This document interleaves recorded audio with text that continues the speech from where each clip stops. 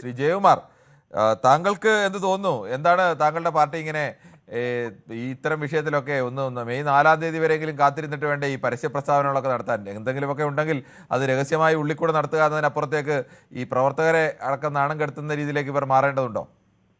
നമസ്കാരം. നമസ്കാരം. യഥാർത്ഥത്തിൽ കോൺഗ്രസ്സുകാരനാണെന്ന് പറഞ്ഞാൽ സിബു കോൺഗ്രസ്സുകാരനല്ല. അയാൾക്ക് കോൺഗ്രസിന്റെ ABCD അറിയാമെങ്കിൽ അയാൾ ഇങ്ങനെ പറയില്ല. അതൊന്ന്. പല കമ്മ്യൂണിസ്റ്റുകാരും BJP-ക്കാരും കോൺഗ്രസ്സുകാരാണെന്ന് പറഞ്ഞുകൊണ്ട് അവരെ നാട്ടിക്കാൻ വേണ്ടി ഇറങ്ങുന്നുണ്ട്. ഒന്ന്.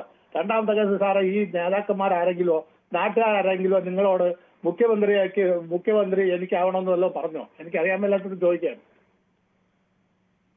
ഒരു മറുപടി എന്നാ കൊള്ളാം. എനിക്കും അറിയാൻ മേലാഞ്ഞുകൊണ്ട് ചോദിക്കുകയാണ്. ഇങ്ങനെ ഒരു തർക്കം നാട്ടിൽ നടക്കുന്നതായി ജയകുമാറിന് ഇതുവരെയും ബോധ്യപ്പെട്ടില്ലേ? അല്ല, എനിക്ക് ബോധ്യപ്പെടും. വിളിക്കണവരെ ആരെന്ത് വിളിച്ച് സംശയം ചോദിക്കുക ഇത് ചെയ്ത് അവർ തീരെ ഒരുമാതിരി മോശക്കാരാക്കരുത്. ഞാൻ എന്താ പറയുന്നത്? കേരളത്തിലെ ശ്രീ ജയകുമാർ മോശക്കാരനാക്കിയതാണോ? കേരളത്തിൽ ഇത്രയും വലിയ ചർച്ച നടക്കുന്നു. ഇന്നലെ മുതൽ രാത്രി മുതൽ ചാനലുകൾ കൊടുക്കുന്നു. ഇന്ന് പത്രങ്ങളിലെല്ലാം തന്നെ വാർത്തയുണ്ട്. ഇങ്ങനെ ഒരു സംഭവം ഉണ്ടായിട്ട് ഈ അങ്ങനെ ഒരു വിഷയം കേരളത്തിൽ മുഖ്യമന്ത്രി പദത്തെ ചൊല്ലി കോൺഗ്രസ്സുകാർ തമ്മിൽ ഒരു തർക്കവുമില്ല എന്ന് താങ്കൾ പറഞ്ഞാൽ പിന്നെ ഞാൻ തിരിച്ചെന്ത് ചോദിക്കണം? അല്ലല്ല, ഞാൻ പറയട്ടെ. സുധാകരന്റെ പോസ്റ്റ് ഞാൻ കണ്ടു. ഒന്ന്, താങ്കൾ അതിപ്പോ വായിക്കുകയും ചെയ്തു. രണ്ട്, താങ്കൾ ഒരു മാധ്യമ പ്രവർത്തനമാണല്ലോ. അങ്ങേയറ്റത്തെ നല്ലൊരു മാധ്യമ പ്രവർത്തനമാണെന്നാണ് എനിക്ക് തോന്നുന്നത്. ഞാൻ പറയട്ടെ, ഈ സുധാകരൻ സ്വന്തമായിട്ട് പാർട്ടി ഉണ്ടാക്കുന്നു പറഞ്ഞ് കേന്ദ്രത്തിൽ ചെന്നപ്പോൾ അവിടുന്ന് താൻ പോയി പാർട്ടി ഉണ്ടാക്കുന്ന പറഞ്ഞു വിട്ട അദ്ദേഹത്തിലൂടെ എന്താണ് അദ്ദേഹത്തിലൂടെ കേന്ദ്രം പറഞ്ഞു വിട്ടത്? MP-മാർക്ക് ഇവിടെ സീറ്റ് കൊടുക്കുന്നില്ല എന്ന് പറഞ്ഞാണ് വിട്ടത്. അങ്ങനെ ഇരിക്കുമ്പോൾ ഒരു MP-യെ പിടിച്ചിവിടെ മുഖ്യമന്ത്രി ആക്കുവോ? സുധാകരന് ഇവിടെ വരുമ്പോഴത്തേക്ക് അങ്ങനെ താങ്കൾക്കൊന്ന് ആലോചിക്കാമല്ലോ. അതെങ്ങനെ എനിക്ക് പറയാൻ കഴിയും? എന്നെ സംബന്ധിച്ച് ഒരു മാധ്യമ പ്രവർത്തകൻ എന്ന നിലയ്ക്ക് ഞാനിപ്പോൾ താങ്കളോട് തന്നെ കൃത്യമായി പറയുകയാണ്. കോൺഗ്രസ് ജയിച്ചാൽ മുഖ്യമന്ത്രി ആവാൻ സാധ്യതയുള്ള 3 പേരുകൾ ഉണ്ട്. ആ 3 പേരുകളിൽ ഒരു പേര് KC വേണുഗോപാലിന്റെ പേര് കൂടിയാണ്. അത് ആവില്ല എന്ന് എനിക്ക് ഉറപ്പിച്ച് പറയാൻ എന്തായാലും തൽക്കാലം കഴിയില്ല. എനിക്കെന്നല്ല, കേരളത്തിലെ ഒരു മാധ്യമ പ്രവർത്തനം ആവില്ല എന്നോ ആവുമെന്നോ ഉറപ്പിച്ച് പറയാൻ കഴിയുന്ന ഒരു അവസ്ഥ നിലവിലില്ല. സുധാകരൻ ഒഴിച്ച് ഒരു കോൺഗ്രസ്സുകാരും അത് പറഞ്ഞിട്ടില്ല. സുധാകരൻ പറയാൻ കാരണം അദ്ദേഹത്തെ അവിടുന്ന് പറഞ്ഞു വിട്ടതാണ്. സുധാകരനെ തള്ളി പറയാൻ തയ്യാറാവുന്നില്ലല്ലോ കോൺഗ്രസ് നേതൃത്വം. ആ ഒരു കാര്യത്തിൽ ആരും സംസാരിക്കാന്ന് പറയുമ്പോൾ വേറെ ആരും സംസാരിക്കുന്നില്ലല്ലോ. സുധാകരൻ അങ്ങനെ ഒരു കുറഞ്ഞ നേതാവാണോ? ഈ നാട്ടിൽ KPCC-യുടെ അധ്യക്ഷനായിരുന്ന ഒരു പ്രധാനപ്പെട്ട നേതാവല്ലേ സുധാകരനെ? നേരത്തെ ഇവിടുന്ന് പറഞ്ഞു വിട്ട് നിങ്ങൾ പൊക്കോളാൻ പറഞ്ഞു വിട്ടതല്ലേ? പിന്നെ ഇവിടെ പിടിച്ച് നിൽക്കുകയല്ലേ സുധാകരനെ കണക്കിലെടുത്തിട്ടില്ല എങ്കിൽ പിന്നെ അദ്ദേഹത്തിന് MLA ആയിട്ട് മത്സരിക്കാൻ കൊടുക്കില്ലായിരുന്നോ? ഇന്നും ദീപദാസ് പറഞ്ഞിരിക്കുന്നത് എന്താണെന്നറിയാം? ഒരക്ഷരം ആരും മിണ്ടരുതെന്നാണ് പറയുന്നത്. അവരാരും മിണ്ടുന്നുമില്ല. സുധാകരൻ പോസ്റ്റ് ഇട്ടത് അയാൾക്ക് എന്തായാലും കൊടുക്കില്ല. സതീശനാണ് ഇതിന്റെ ആളെന്നാണ് അയാളെ ധാരണ. അപ്പൊ കലക്കി രമേശിന് വാങ്ങിച്ചു കൊടുക്കണം. സതീശും വേണുഗോപാലും കൂടെ അടിയുണ്ടാക്കുമ്പോഴത്തേക്ക് മധ്യസ്ഥ എന്നുള്ള നിലയ്ക്ക് രമേശിന് വാങ്ങിക്കൊടുക്കണം. ഇതാണ് സുധാകരന്റെ ഇത്. ഇതിലാർക്കും പ്രതികരിക്കാൻ ഇവിടുത്തെ നേതാക്കന്മാർക്ക് സൗകര്യമില്ല. അല്ലാതെ ഇവരാരും പറഞ്ഞിട്ടില്ല ഞങ്ങൾ ഇവിടെ മുഖ്യമന്ത്രിയാണെന്ന് KC പറഞ്ഞിട്ടുണ്ടോ? VD സതീശൻ പറഞ്ഞിട്ടുണ്ടോ? ഇത്രയും പാടോട്ട് വിറവോട്ടി വെള്ളം കോരിയത് VD സതീശനാണ്. അദ്ദേഹത്തിന് കൊടുക്കാതെ ഇവിടെ വേറെ ആർക്കെങ്കിലും കൊടുക്കാൻ പറ്റുമോ? നിങ്ങൾ ഇവിടെ കിടന്ന് കലക്കിയെന്ന് പറഞ്ഞ് ഇത് കലങ്ങേന്നുമില്ല. ആദ്യം ഒന്ന് ജയിക്കട്ടെ. നമ്മുടെ പ്രതീക്ഷയല്ലേ ജയിക്കുന്നു. ജയിച്ച് കഴിഞ്ഞിട്ട് തീരുമാനിക്കാം നമുക്ക് എന്താണെന്നുള്ളത്. അതൊരു ആര് കലക്കിയാലും ഇവിടെ ആർക്കും അതിന് മറുപടി പറയാൻ സമയമില്ല.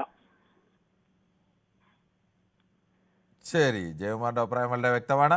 ശ്രീ സുബ്രഹ്മണ്യനാണ് ഇപ്പോൾ ഓരോരുത്തരും അവരവരുടെ രാഷ്ട്രീയ പാർട്ടി. ജയകുമാറൊക്കെ സ്ഥിരം വിളിക്കുന്ന ആളാണ്. അദ്ദേഹം കോൺഗ്രസിന്റെ പ്രവർത്തനമാണ്, നമുക്കറിയാം. അറിയാവുന്ന വെച്ചാൽ അദ്ദേഹം സ്ഥിരമായി കോൺഗ്രസിന് വേണ്ടി അഭിപ്രായം പറയുന്ന ഒരാളാണ്. മറ്റു ചിലരെ വിളിക്കുന്ന ആൾ കോൺഗ്രസ് പ്രവർത്തകനാണെന്ന് പറഞ്ഞാൽ എനിക്ക് കോൺഗ്രസ് പ്രവർത്തകനാണോ ഇനി CPM പ്രവർത്തകനാണോ എന്ന് തിരിച്ചറിയാനുള്ള സംവിധാനങ്ങളൊന്നുമില്ല. അവർ പറയുന്നത് വിശ്വാസത്തിലെടുത്ത് നമുക്ക് അഭിപ്രായം കേൾക്കുക എന്ന് മാത്രമേ നിർവാഹമുള്ളൂ. അതുകൂടി അറിയിക്കുകയാണ്. ശ്രീ സുബ്രഹ്മണ്യനാണ് പെരുമ്പാവൂരിൽ നിന്ന്. ശ്രീ സുബ്രഹ്മണ്യൻ, താങ്കൾക്ക് എന്താണ് പറയാനുള്ളത്? കിരൺ സാർ നമസ്കാരം. നമസ്കാരം. കിരൺ സാർ, ഇലക്ഷൻ തുടങ്ങുന്നതിന് മുമ്പ് തന്നെ ഇവര് തമ്മിൽ തല്ലി തുടങ്ങിയതുകൊണ്ട് ജനം ഇവരെ ഭരണം ഏൽപ്പിച്ചിട്ടുണ്ടോ എന്ന് നമ്മൾ സംശയിക്കേണ്ടിയിരിക്കുന്നു. അത് നമ്മൾക്ക് 4-ാം തീയതി 12 മണിയാകുമ്പോഴേ കൃത്യമായിട്ട് മനസ്സിലാക്കാൻ കഴിയുന്നു. പിന്നെ സതീശനൊക്കെ വേണ്ടി വാദിക്കുന്നവര് അയാളൊരു ബഹളിയാ സാറേ. അയാൾ രാവിലെ പറയുന്നതല്ല ഉച്ചയ്ക്ക് പറയുന്നതല്ല വൈകിട്ട് പറയുന്നത്. ഇപ്പോൾ മുഖ്യമന്ത്രി ആവാൻ യോഗ്യത ഉള്ളത് രമേശ് ചെന്നിത്തല തന്നെയാണ്. കരുണാകരൻ മന്ത്രിസഭയില് ഗ്രാമവികസനം കൈകാര്യം ചെയ്ത രമേശ് ചെന്നിത്തല. ഇവരൊക്കെ അങ്ങോട്ടും ഇങ്ങോട്ടും കിടന്ന് ഓടുന്നുണ്ട്. മുരളീധരൻ ഇവരെയൊക്കെ കുറിച്ചിങ്ങനെ പറയുന്നുണ്ട്. എന്നാൽ രമേശ് ചെന്നിത്തല ഒരു സ്ഥലത്ത് അടങ്ങി ഒതുങ്ങിയിരിക്കുക.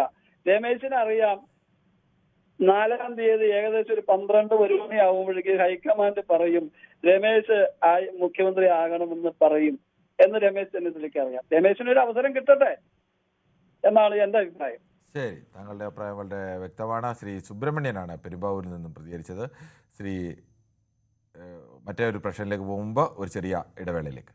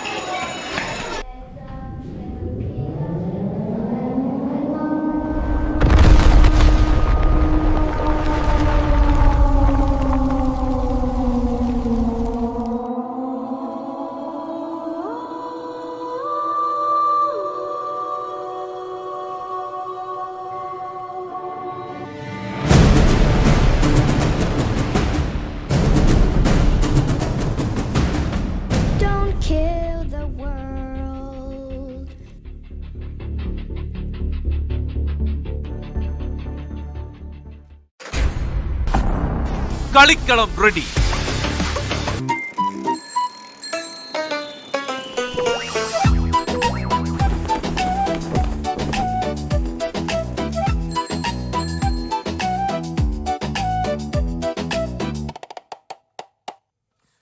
കോൺഗ്രസിൽ മുഖ്യമന്ത്രി ആരാവണമെന്നതിനെ ചൊല്ലി പരസ്യമായ അഭിപ്രായ പ്രകടനങ്ങൾ പലരും നടത്തുന്നുണ്ട്. ഇതേ ചൊല്ലിയുള്ള തർക്കങ്ങളും കോൺഗ്രസിൽ നിലനിൽക്കുകയാണ്.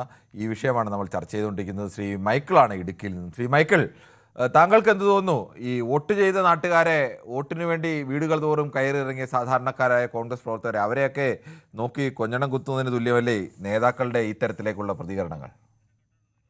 ശ്രീ റഷീദാണ് കൊയിലാണ്ടിയിൽ നിന്നും. ശ്രീ റഷീദ്, താങ്കളടക്കമുള്ളവരുടെ പ്രവർത്തകരെ യഥാർത്ഥത്തിൽ നേതാക്കൾ ഈ തരത്തിൽ നാണം കെടുത്തേണ്ട കാര്യമുണ്ടോ? തികച്ചും അനാവശ്യമായ ഒരു വിവാദത്തിനാണ് ഇപ്പോൾ തിരികൊടുത്തിരിക്കുന്നത്. കാരണം സുധാകരന് കാര്യങ്ങളൊക്കെ വളരെ വ്യക്തമായിട്ട് അറിയാവുന്ന ആളാണ്. അദ്ദേഹം ഈ ഇങ്ങനെ ഒരു പ്രസ്താവന എടുക്കുക, അതിന് കമന്റ് ചെയ്യാൻ പോയ കോൺഗ്രസുകാർക്കും അറിയാം. കോൺഗ്രസിനൊരു രീതിയുണ്ട്, ഒരു ചിട്ടവട്ടങ്ങളുണ്ട് ഈ മുഖ്യമന്ത്രിയൊക്കെ തിരഞ്ഞെടുക്കുന്നതിൽ. അത് അവര് അതിൻ്റെതായ രീതിയിൽ അത് നിർവഹിക്കുക തന്നെ ചെയ്യും. അതിനൊന്നും ഒരു പ്രയാസവും ഉണ്ടാകുകയില്ല. ഈ മൂന്ന് നേതാക്കളും മുഖ്യമന്ത്രിയാകാൻ യോഗ്യരാണ്. ഇതെല്ലാവർക്കും അറിയുന്നതാണ്. എല്ലാ കോൺഗ്രസുകാർക്കും കേരളത്തിലെ മുഴുവൻ ജനാധിപത്യ വിശ്വാസികൾക്കും അറിയാവുന്ന കോൺഗ്രസിൽ 3 പ്രഗത്ഭരായ നേതാക്കന്മാരുണ്ട്.